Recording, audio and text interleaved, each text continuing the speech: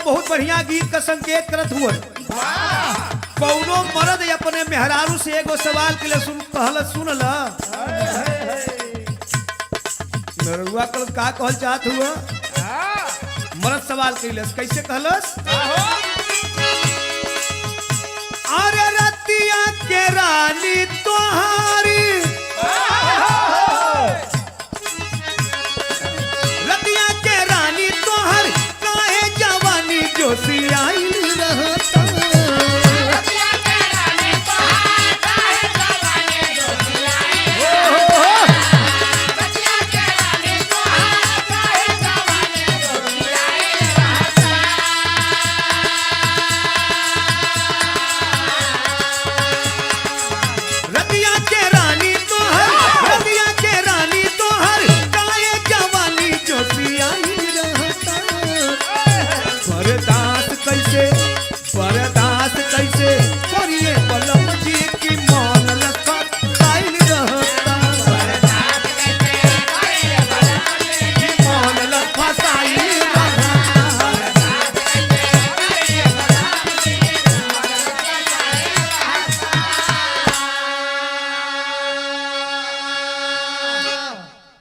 अच्छा, सर्वप्रथम हम भोजपुरी बिरहा गायक राम आशीष यादव एंड पार्टी भोजपुरिया भाई लोग का हार्दिक अभिनंदन वंदन स्वागत करते हुए चरणों में नमन प्रणाम करते हुए तमाम कैसेट आप सब भैया लोग के बीच में हमार गईल बड़ा प्यार ममता दुलार स्नेह मिलल और हमें पूर्ण विश्वास बा कि ए बिरहा पर भी आप सब भैया लोग का आशीर्वाद बनी। आप सब भैया लोग के बीच में वीर रस बिरहा लोरिकायन खंड से जा रहल बा। बिरहा का शीर्षक बा वीर लोरी की गाथा। बड़ा सा बिरहा आप सब भैया लोग लोरिकायन से सुनलन। एक बिरहा इधर से भी प्रस्तुत बा। आइए मार्सा भूमिका से संकेत है।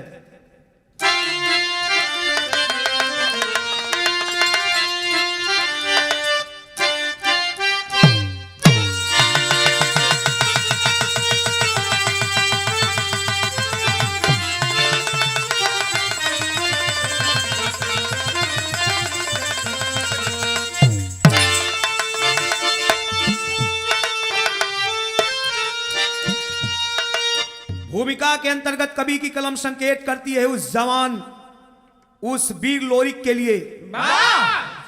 आइए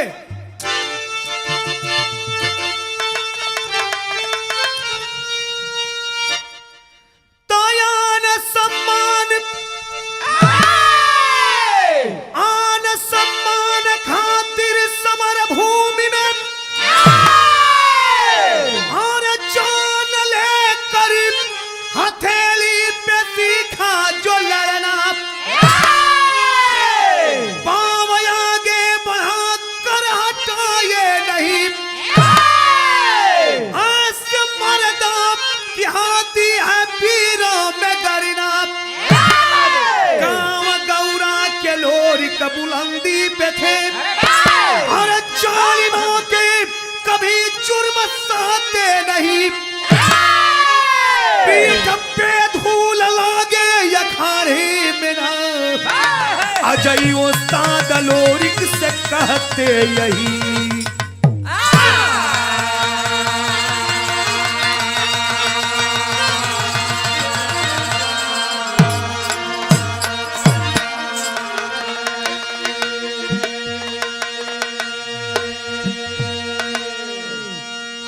ए भैया कहानी की शुरुआत हो गई। कहानी गढ़गौरा से निकलल। बात ओ समय कहा जौने समय हंस यदुवंश वीर लोरी का चमकल सितारा रहल। वीर लोरी के दाहिने भुजा पर माई दुर्गा और बाएं पर बसत्ती सवार रहे। एक लाइन गजल का नमूना लगल मास्टर साहब ने बना के आजा फरिया की।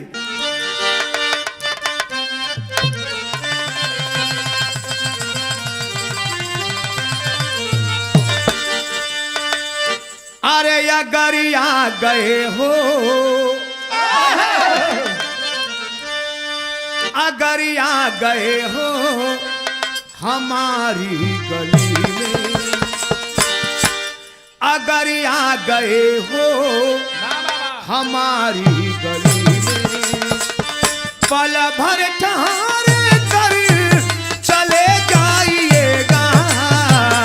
अगर आ गए हो हमारी गली में, अगर आ गए हो क्या बात है हमारी गली में, पल भर ठहर कर चले जाइएगा। अगर आ गए हो हमारी गली में, अगर आ गए हो हमारी गली में, अगर आ गए हो हमारी गली में, अगर आ गए हो हमारी गली में, पल भर ठहर कर चले जाइएगा।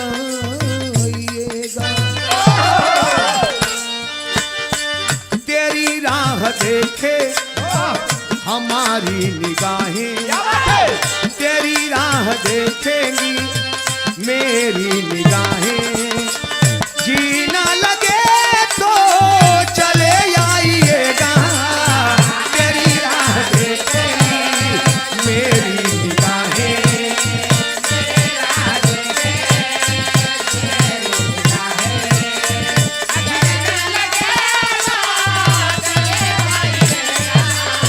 तेरी राह देखेंगी हमारी निगाहें।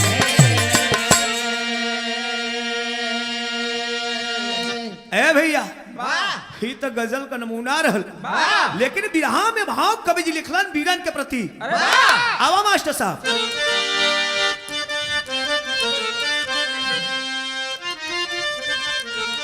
अरे अगर जंग आ जोर, अरे अगर जंग आ जोर है बाजुओं में, अगर जंग आ जोर है बाजुओं में, जमाने को चलावा दिखाना पड़ेगा।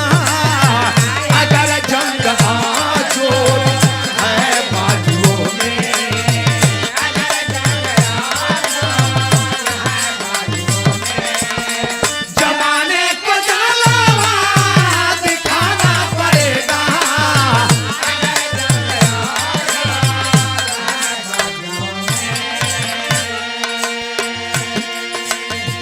अगर जंग या जो है बाजुओं में,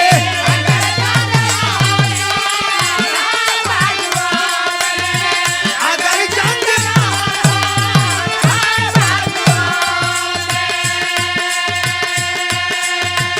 जमाने को जलवा दिखाना पड़ेगा।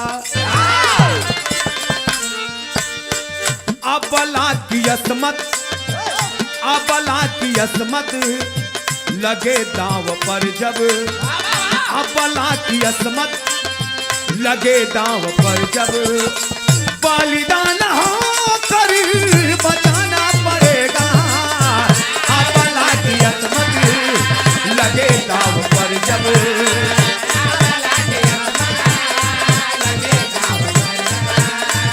बलिदान हो कर बचाना पड़ेगा।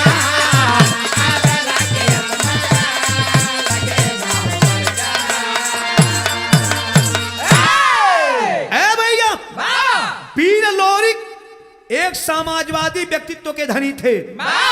हंस यदुवंश वीर लोरिक न्याय के प्रति लड़ना सीखे। यहां से नजम का भाव लगल मास्टर साहब,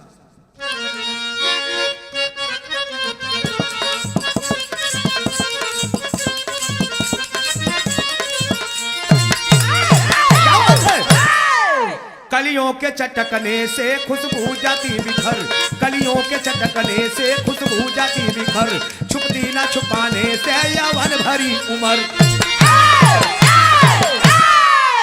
अगोरी में महरा की बेटी जन्मी मंजरी, अगोरी में महरा की बेटी जन्मी मंजरी, मालूम उतर आई धरा पर स्वर्ग सी परी। संचित हुआ जब धीरे धीरे रस सरोज में, संचित हुआ जब धीरे धीरे रस सरोज में, चढ़ दिए महाराज शिवचन घर भर की खोज में। खबर मिली गौरा में बुड़कू पे है पानीदार, खबर मिली गौरा में बुड़कू पे है पानीदार, ब्याहे है ये कलर कौन फिर है ये कुंवार। गौरा में जाकर परिचय बताए बात खास, गौरा में जाकर परिचय बताए बात खास, रिश्ता बदे हम आए लेकर कर विश्वास।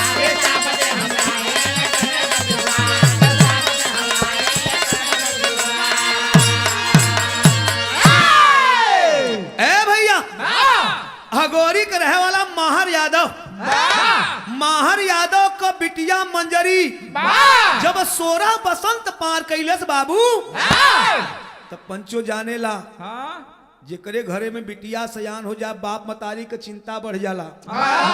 माहर यादव बिटिया के लड़का खोजे खातिर निकलन है। घर मिले तो बर नहीं, बर मिले तो घर नहीं। माहर यादव बड़ा चिंता में हुवन। इधर खबर लगल कि काज उठेगा, परेशान हुआ माहर। गौरा में बुड़कुबे दादा का छोटका लड़का अब ही कुंवार बा। माहर यादव कलन की सही बात बा, हम झूठे चारी ओरी परेशान बाड़ी। ए भैया माहर यादव अपने साथ शिवचंद के बोलौलन चल पड़ना गौरा नगर में। मैं गौरा नगर में गयल हुआ, बुड़कुबे दादा वही दुआरी पर बैठल हुआ, चारपाई पर बैठल हुआ। बुड़कुबे दादा देखलन, नमस्ते प्रणाम भयल। बुड़कुबे दादा कलन की भैया लोग बैठा तनी पानी लियाओ थी, पानी पिया। माहर यादव कलन ए चौधरी सुना हम पानी पिए खातिर नहीं आयल है, अगर एक बात का हमके आप वादा करा कि बैठेबा तो उठेबा ना तब तो बैठो। बुड़कुबे दादा कलन के रे ऐसन कौन बात भैया, कह सुना अपने बिटिया का रिश्ता लेके तोहरे की है आयल है। माहर यादव को बतिया सुन के कहलन बुड़कुबे दादा के तन चरपैया पर बैठा आ तनी पानी लेके आवत है तब बतावत है। ए भैया जाके बुड़कुबे दादा खोइलन से एगो बात कलन, बिरहा में मास्टर साहब एक लाइन गीत लगल।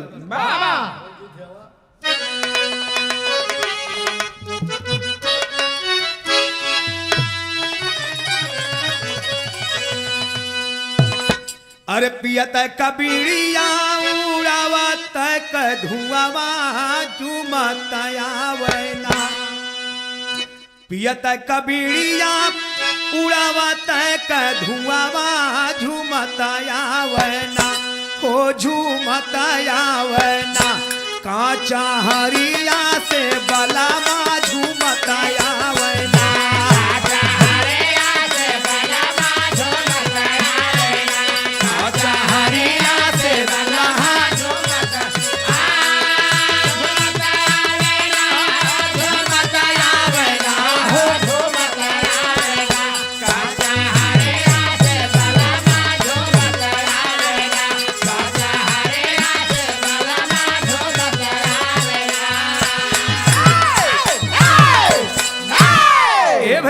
गीत न रहल।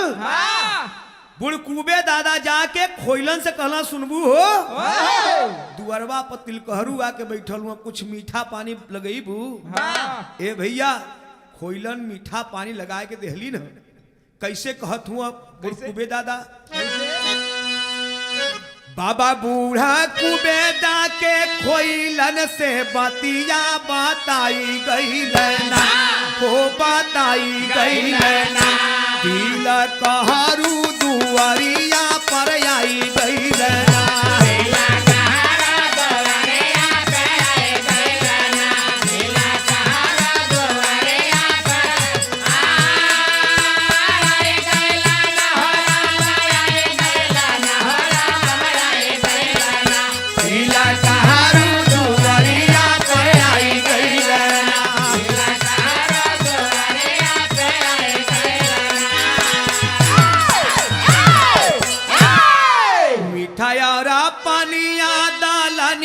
से बुढ़ाऊ जुटाई गई लेना, हो जुटाई गई लेना, तिलकहरू सब बाता फारा माई गईले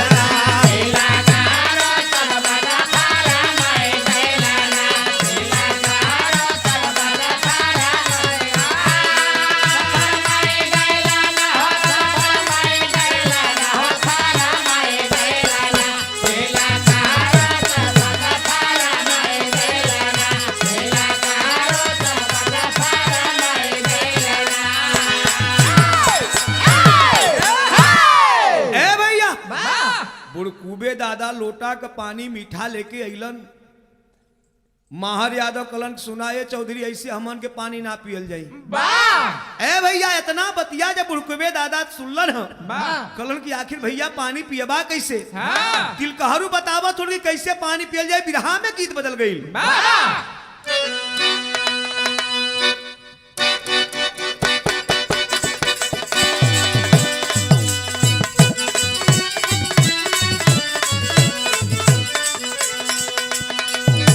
मास्टर साहब गीत का संकेत कैलन। बड़ा मिजाजी गीत है मास्टर साहब। बार धनंजय गुरु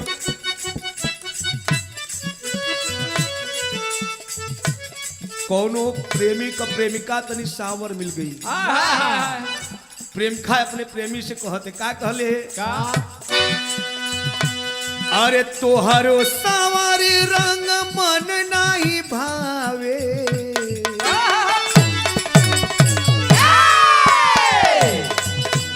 तोहरो सावरा रंग मन नहीं भावे ए हो सावरिया तोहरो सावरा रंग मन नहीं भावे ए हो सावरिया तोहरो सावरा रंग मन नहीं भावे ए हो सावरिया तोहरो सावरा रंग मन नहीं भावे ए हो सावरिया दिलवा में जगह देगा दिलवा में जगह देगा का करी गोर करिया दिलवा में जगह देगा का करी गोर करिया दिलवा में जगह देगा का करी गोर करिया। माहर यादव कलन की सुना है बुड़कुबे दादा ऐसे कि हमनी के पानी ना पियल जाई। बुड़कुबे दादा कहलन कैसे पिए बालो कैसे बतावत हुआ। बार बार विनती करेला तिलकहरू बार बार विनती करेला तिलकहरू बतियाला माने बार बार विनती करेला तिलकहरू बतियाला माने बार बार विनती करेला तिलकहरू बतियाला बार बार विनती करेला तिलकहरू बतियाला माने लहिका देखावा पहिले लहिका देखावा पहिले तापा पियल जाई पानी लहिका देखावा पहिले तापा पियल जाई पानी लहिका देखावा पहिले तापा पियल जाई पानी। ए बाबू माहर यादव कलन की चौधरी अगर हमान के पानी पियावल चाहत हुआ तो पहले लइका देखावा। बुड़कुबे दादा कलन इतनी बात हो भइल का आखाड़े से लोरिक के बोलावे गंगा गईले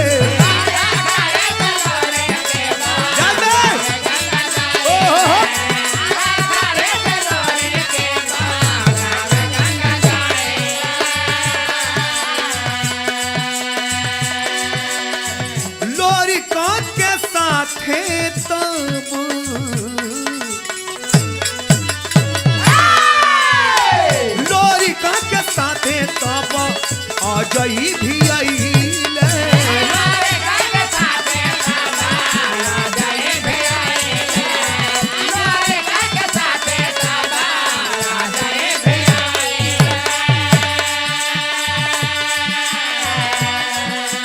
तुम पहलवान मन के दूरा में देख के मन लिहल ठाने तुम पहलवान मन के दूरा में देख के मन लिहल ठाने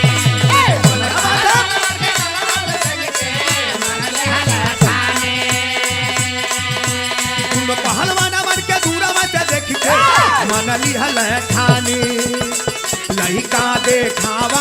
पहले लइका देखावा पहले ताप पियल जाई पानी लइका देखावा पहले ताप पियल जाई पानी लइका देखावा पहले ताप पियल जाई पानी। ए भैया बुढ़कूबे दादा गंगा नाव के बुलाए के कहलन कि जा ओई अखाड़े पर लोरी रियाज मारत हवन जाए कौन से कौदा की घरवा तिलकहरू आइल हवन।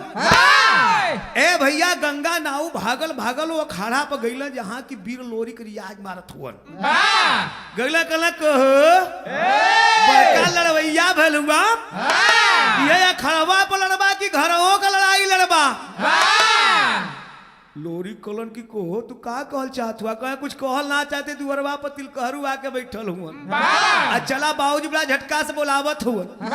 ए भैया वीर लोरी जब इतना बात सुनलन अखाड़े से चल पड़लन आज जब अखाड़े से चलल हुआ पंचो उसमें साथे में उनकर उस्ताद अजय भी चलन जब दोनों ही वीर मचलत चलल हुआ द्वारे पर पहुंचलन आ दूरवा से जब देखलन तिलकहरू देख के लोग का छठा भइल का बिरहा में विदेशिया का भाव लगल अरे लोरी का आ जाई के अरे देखे महरा शिव चंद आ सोच विधि साचा में का ढलल सूरतिया मंजरी अनुपी के अरे शादी हुई है संगवई हो आए कि गौआ से दोनों जई है बरतिया। ए भैया वीर लोरी के अजय के देख के तिलकहरू लगल सोचे कि अरे बाप बाप इतना सुंदर जोड़ा गली गली घूम घली लेकिन ऐसा जोड़ा मिलबे ना कही अब मिलबो कही तो दूठ मिलल हमन के दिल के तमन्ना पूर्ण हो जाई अनुपियो का शादी हो जाई मंजरियों का शादी हो जाई। ए भैया दोनों जाने आपस में काना फूसी करत हुवन बुढ़कूबे दादा के खोद के सवाल कैलन का कहलन आ धीरे धीरे भेद बूढ़े कुबे से पूछन लागे अब बोले बूढ़ा कुबे अजई धोबी के जतिया कहलन कि भैया अगर जानल चाहत हुआ तो लोरी का उस्ताद अजई ई जात का धोबी हवन। इतना बतिया सुनते तिलकहरू लोग के दिल का सपना चूर हो गई लेकिन वीर लोरी का शादी तय भइल कैसे अरे लोरी का क्या शादी आप कपड़ली लगनिया हो अरे जुटल दुआरे पाके नेवाता संगतिया जुटल दुआरे पाके नेवाता संगतिया जुटल दुआरे पाके नेवाता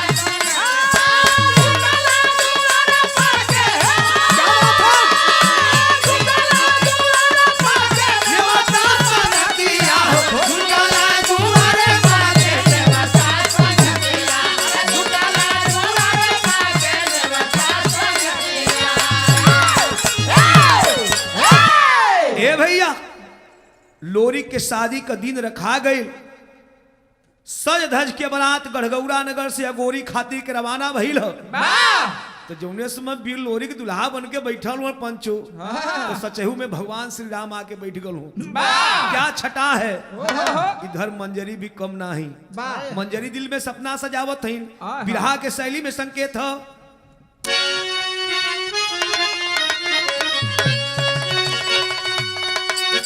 अरे चकोरी बन जो है ले मंजरी अरे चकोरी बन जो है ले मंजरी और गढ़गौरा से बना तो सज के चली या गोरी अरे या गोरी अरे या गोरी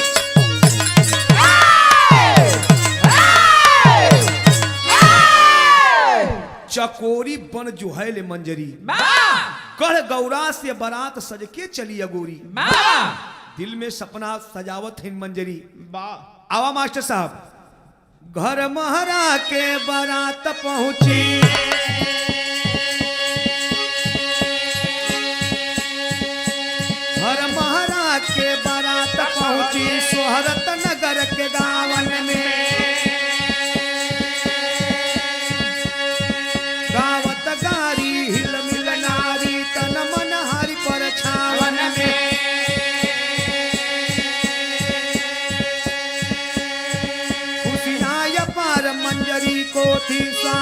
से मांग भरावन में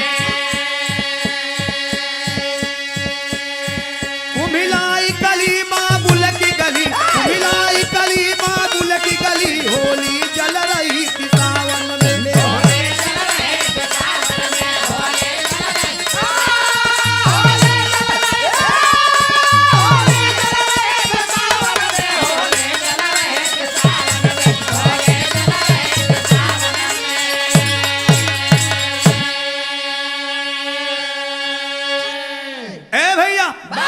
जब बारात सज धज के गढ़गौरा नगर से अगोरी में पहुंचल बा सचहू में लोरी दुल्हा के भेष में जैसे भगवान श्री राम उतर के आके बैठ गल हूं देखवैया के धरवैया लग गईलन ए भैया बारात मड़वा में गईल शादी का रस्म पूरा भइल वीर लोरी के सिंदूर का दान कैला के बाद बर्तिहन के साथ ही आके जनवासा में बैठ गईलन और जब जनवासा में बैठल हुआ तब तक होत कहा बिरहा में गीत बदल गई मास्टर साहब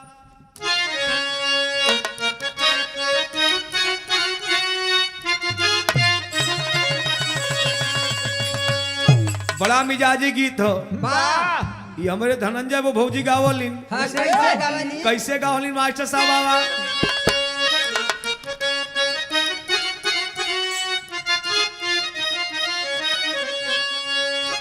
अरे कजरी के दीनावा में बजरी बोवई बहिरामा बजरी बोवई बई हो सही हाथ से चिड़ई हाथा वही भैसा मारिया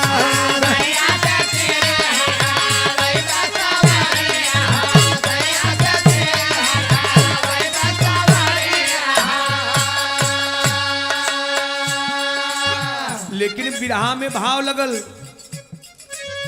दुल्हा बारात समियाना में गईल जब दुल्हा बारात समियाना में गईल समियाना में गईल जब कलपी रोवे मंडरी दुल्हिया हो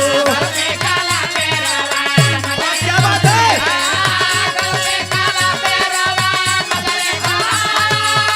कलपी रोवे मंडरी दुल्हिया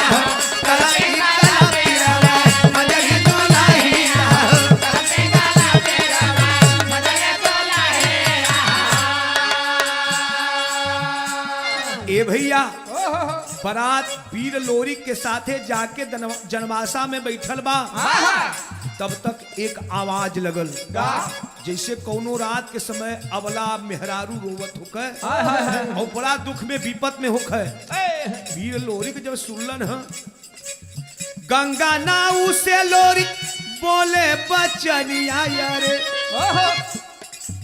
गंगा नाऊ से लोरी बोले बचनिया यारे बोले बचनिया सगुना में या सगुना लागे तबाहिया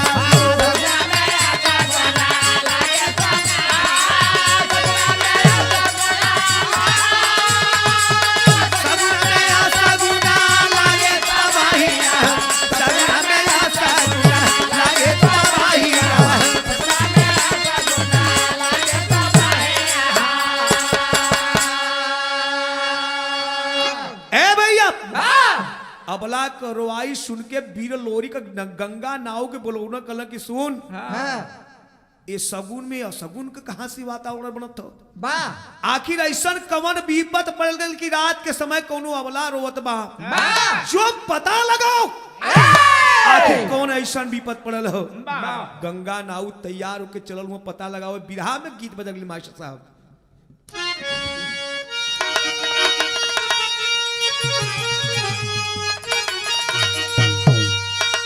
दिखाइए मैं प्रकाश भौजी गावली कैसे गावली मास्टर कैसे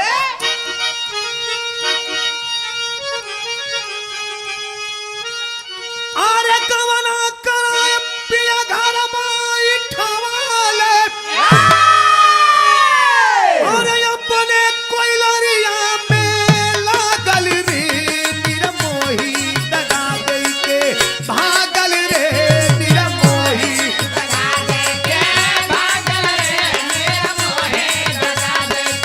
भागल रे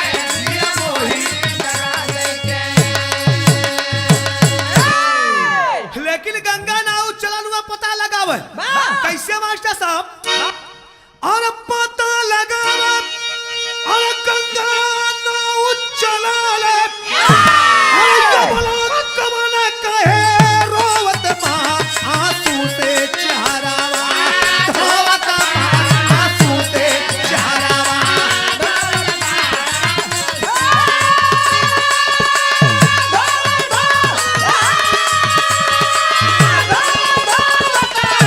आंसू से चेहरावा धोवत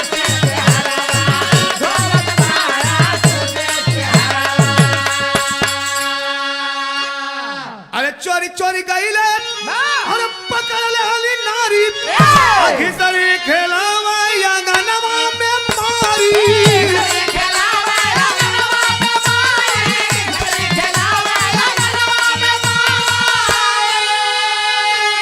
अरे कैसन मरद मेहरारून में आइल कैसन मरद और मेहरारून में आइल और ना जाने पूरी का धोवत माया सूते चेहरा धोवत माया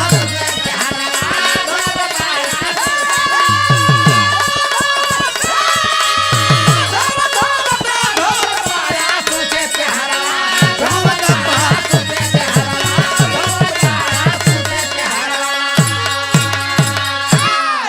ए भैया गंगा नाव पता लगावे खातिर चलल हुवन जैसे ही महार यादव के द्वारे पर गईला न पंचो चोरी छुपके से जात हुवन अच्छा तो किस्मत का खेल देखा जाए के दूसरे ओरी पहुंच गलन मेहरारू रोनी मेहरारू को लोई अंगना में गीत गावत ही नटका खेलत ही पकड़ लो सखी मेहरारू के ओरे एकरे लाज शर्म ना लगत है कहां से ईमान आ गई पकड़ के मेहरारू है गट्टा लगनी वही अंगने में घिसरावा लगनी लाते लाते लतियावा बाप माई रे शुरू कैले वन तब तक वही में मंजरी कमतारी पटोरा आ गई जब पटोरा आ गई जाके गंगा नाव है गोड़ पकड़लन के मतारी अब मरवैबू तक गाय मरवैबू गोड़ पकड़ के रोके एगो बात कलन ते गीत बदलली मास्टर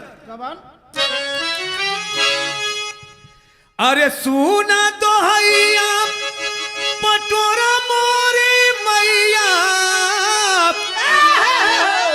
अले आइली बारावा का पादिया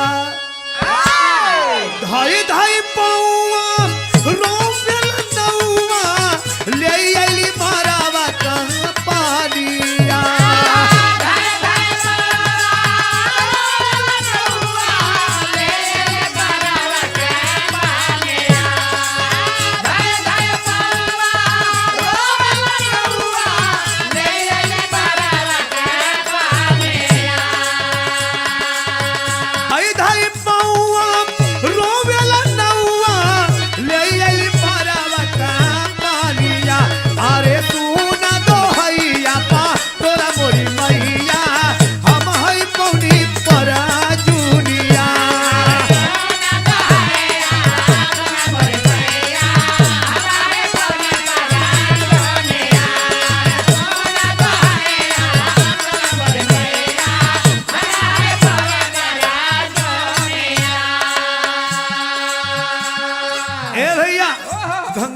जाके पटोरा मतारी को गोड़ पकड़ के छपर छपर रोवत हुआ कि मतारी हम वह न हुआ है जात पर जुनिया का जौन हम बरवा का पनिया लेके आई रहनी इतना बतिया जब पटोरा सुनली न कैलिन का मास्टर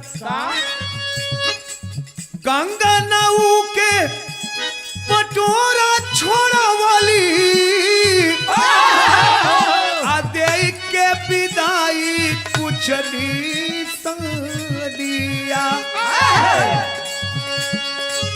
गंगा नाऊ के पटोरा छोड़ा वाली जय के विदाई कुछ दिया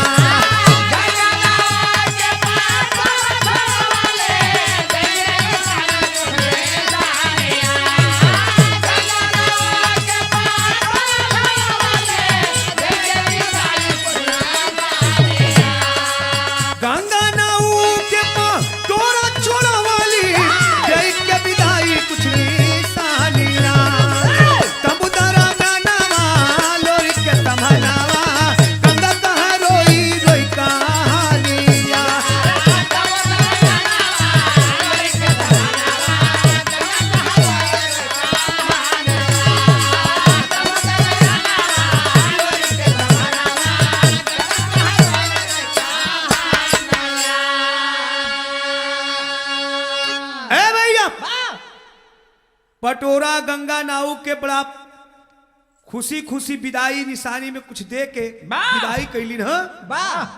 आ जब गंगा नाऊ जनवासा में अलन जहाँ के वीर लोरी के बैठल हुआ रो रो के गाथा बताओ कि भैया का बताई वीर लोरी कला अरे आखिर ऐसा कवन विपद पड़ गयल ये सगुन में असगुन हो गयल आखिर वो अबला रोवत कहे के आऊ अबला हो के गंगा नाऊ रो रो के बतौलन गीत बदल गई।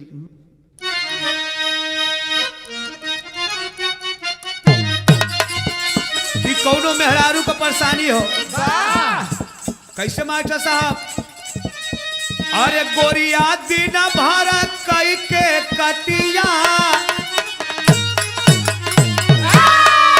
अरे गोरिया अरे दिन भर कई के कटिया गोरिया दिन भर कई के कटिया गोरिया दिन भर कई के कटिया लेके सजिया के सिलवटिया अगना पीसे मसाला दा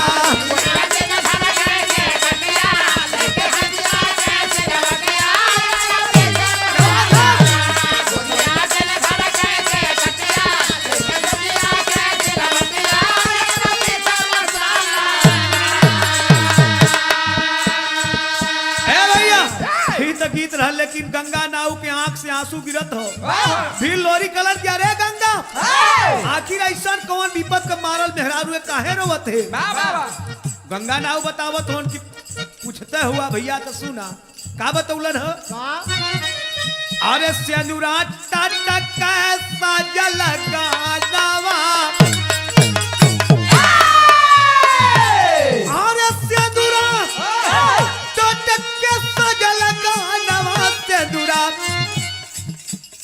सेंदूरा टटके सजल गहनवा सेंदूरा टटके सजल गहनवा रोवत रहली राउर जननवा नहीं मालूम करनवा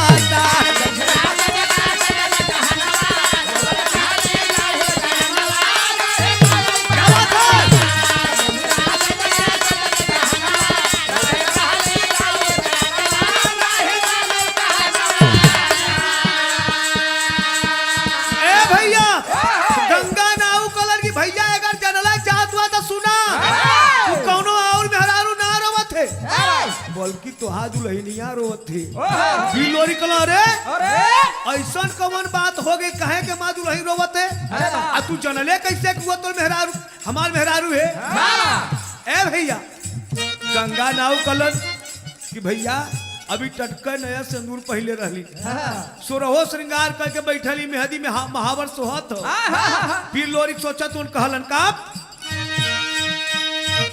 लेन देन में कमी पड़ल काम कैसे भेद खुलेगा अरे लागल यहाँ कलोरी के तन में अरे चलो उठा के देगा बोले मंजारी के सभनवा बोले मंजारी के सभनवा काहे करे लू तू रदनवा नहीं मालूम करनवा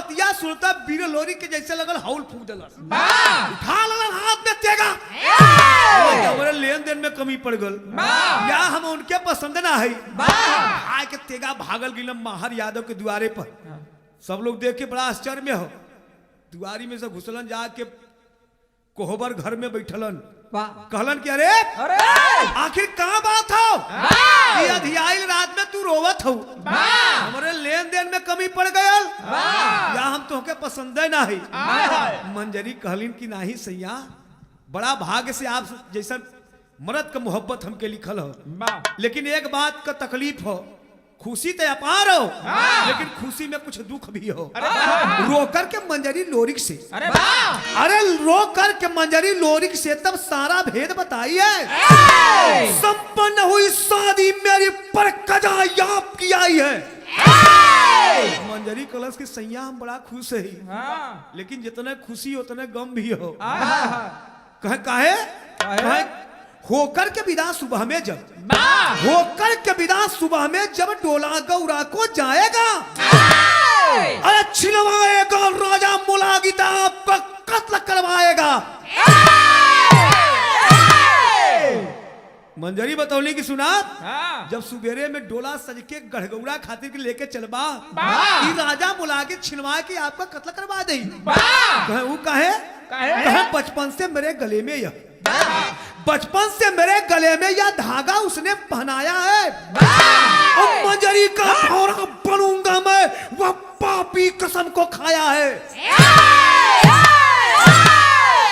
मंजरी बतौली की सुना सैया, जब हम छोट रहली तब भाई राजा मुलागित लिया कि देखा हमारे गले में धागा बनलस, कि जौने दिन मंजरी सयान हो जाई ओह दिन एक ही आपन दुल्हन बना के ले जाई। लोरिक बोले पाषाण हूं मैं। कहन की सुना, ऐ मंजरी शायद तुझे पता नहीं है, सुन ले एक बात।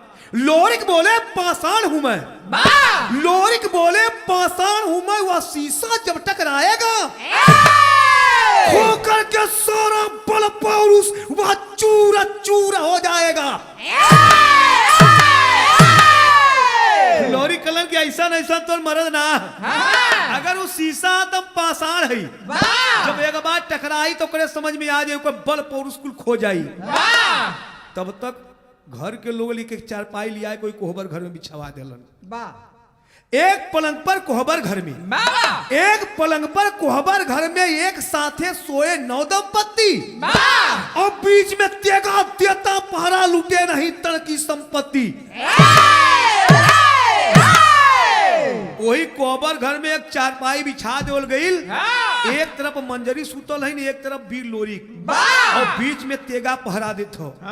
इधर राजा मुलागी के पता चलल कि गढ़गौरा कहैया अहिरे आके माहर यादव के छोटकी बिटिया मंजरी से शादी कर लेलस। ए भैया, राजा मुलागित अपने संगियन दोस्तन में जाके ऐलान कर देलस कि जे ही पता लगा के बता दही कि आज मंजरी कहां सुतल है, तो भाई का पहपर में संकेत हो।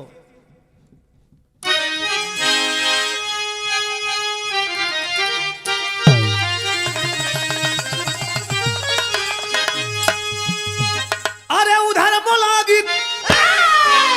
मुलागित राजा हुआ मलाल काल की छाती पर, अरे उधर मुलागित राजा हुआ मलाल काल की छाती पर, और गढ़गौरा का यही करेला काल काल की छाती पर।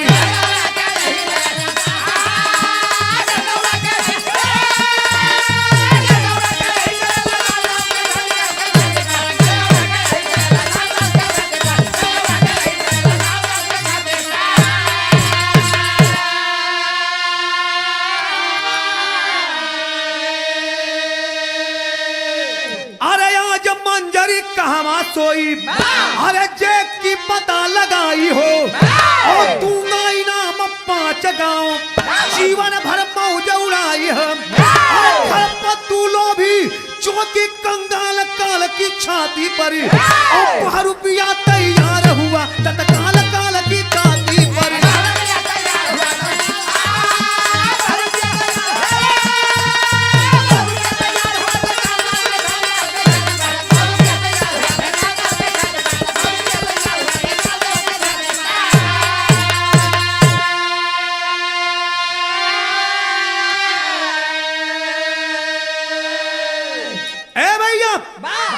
राजा मुलागित एकदम क्रोध में लाल हो, ऐलान करा देलस जे ही पता लगा के हमके बता दे कि आज मंजरी कहां सुतल है, ओके इनाम में 5 गांव दे दे, जिंदगी भर जिंदगी खुशी से बिताई। वही गौवा के रहे वाला खरपत्तू बहुरुपिया का काम करो, ओके खबर लगल, खरपतुआ तैयार हो गयल, धन के लालच में तैयार हो के अपन बहुरुपिया का रूप बना के चलल, आल्हा में संकेत हो।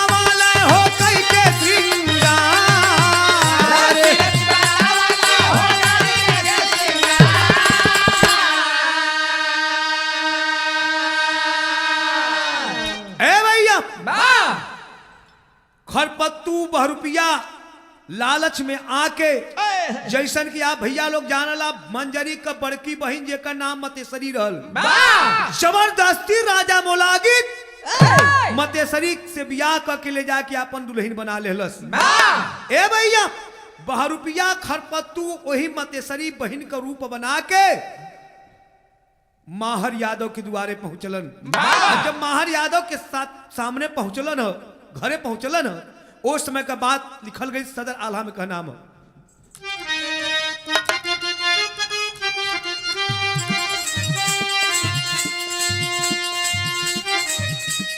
चोरी चोरी अगोरी में महारा के घरा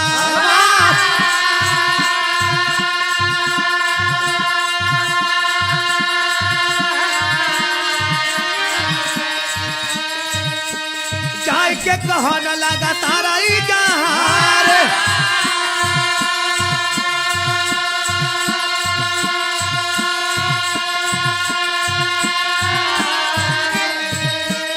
घोड़वा में डोलावा फनई है बीरा लोरी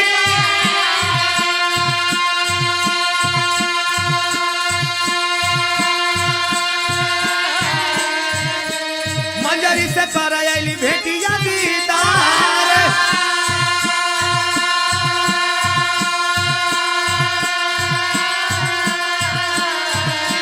कह सब गुजरिया बहनी भेंट करिया भोरावा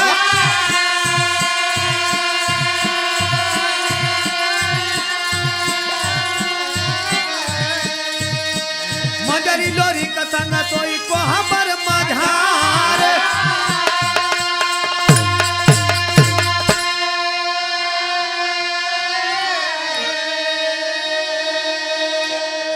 ए भैया खरपत्तू बहुरुपिया मतेश्वरी का रूप बना के माहर यादव के घरे पहुंचलन।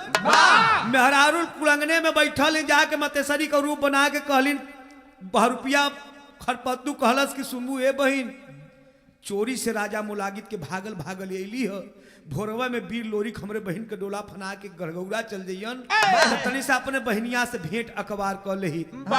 मेहरुआ कहली बहनी अइलू तो जरूर, लेकिन एक बात बा कि वीर लोरी के अपने दुल्हन मंजरी के साथ हुई कोहबर घर में एक चारपाई पर सुतल हुवन। मतेश्वरी का रूप बनोले बहुरुपिया कलश की भाई तब आई गई पता लगा लेलस तो कलश जब आ गई ऐसा देखूले ही भाई कब सब लोग मन के धोखा दे के रतिया में सब लोग मन के धोखा दे के रतिया में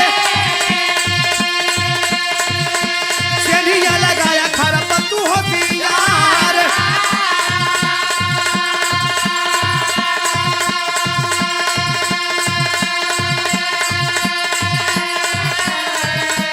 मंजरी के बहिया बलोरी का कमुड़ी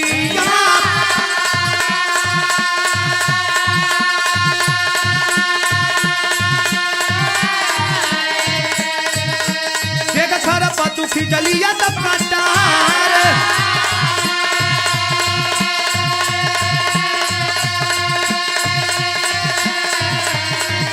अरे तुम्हारा बमुदैया के मिली सारा धनवा, तुम्हारा बमुदैया के मिली सारा धनवा, अरे मनवा में रही रही करेला विचार बोला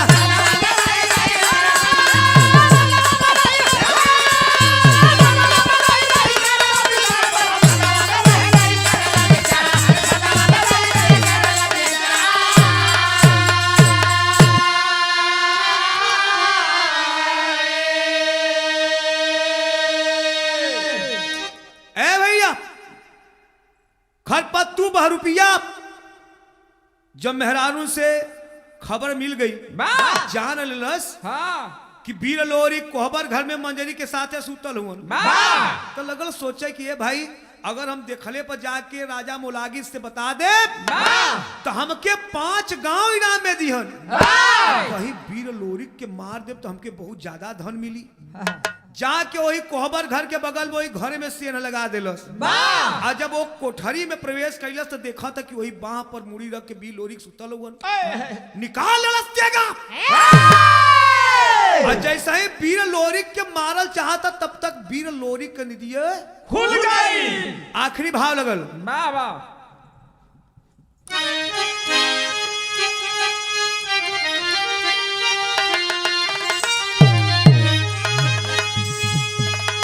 तनी सा बढ़ला मास्टर साहब।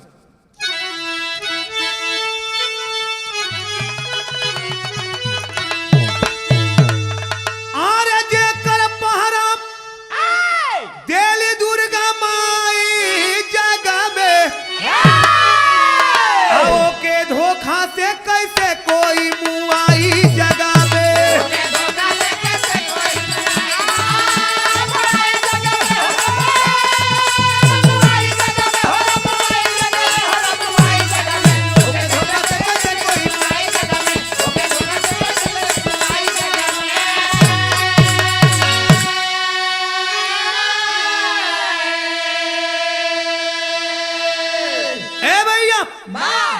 खरपत्तू बहुरुपिया निकाल के कटार जैसे ही मारल चाहता तब तक भइल का अरे निदिया टूटल लोरी मारे तलवरिया गिरल खरपत्तू काटी गइली कमरिया।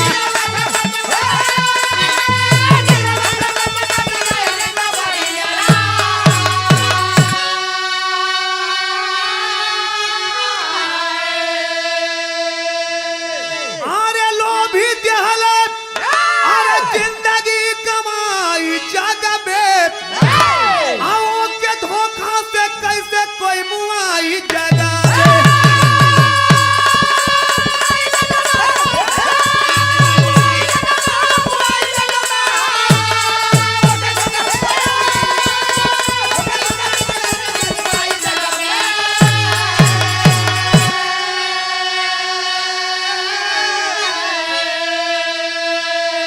ए बाबू जैसे ही खरपत्तू बहुरुपिया वीर लोरिक के मारल चाहता तब तक देखा आदि शक्ति भगवती माता दुर्गा के परम पुजारे वीर लोरिक का नींद खुल गल। आज जैसे ही नींद खुलल जो बिचवा में तेगा रखल तेगवा धीरे से उठौलन अब बस ऐसे ही हिलौलन बहुरुपिया खरपत्तू के वही कमर पर लगल कमर धड़ अलग हो गल भाई का अरे बड़े बड़े वीर कैला अरे लोरिक से लड़ाई अरे जिराउल का धारा दिया गईली लोहू से रंगाई।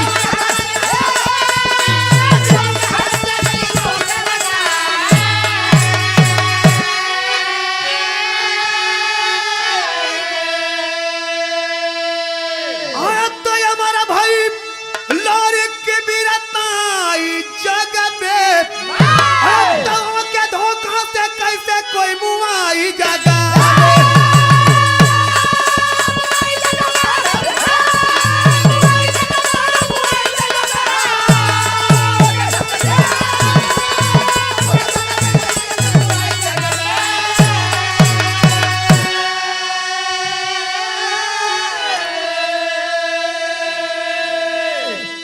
यहीं से कहानी समाप्त हुई। खानदान का परिचय गुरु गणेश गुरु रामलाल गए स्वर्ग में बच्चन पावन। अरे रामदेव चंद्रिका कवि अरे पुजारी राम खेलावन। अरे चकोरी बन जो है ले मंजरी राम शिष रामा कवि पर गए प्रीत की डोरी चकोरी।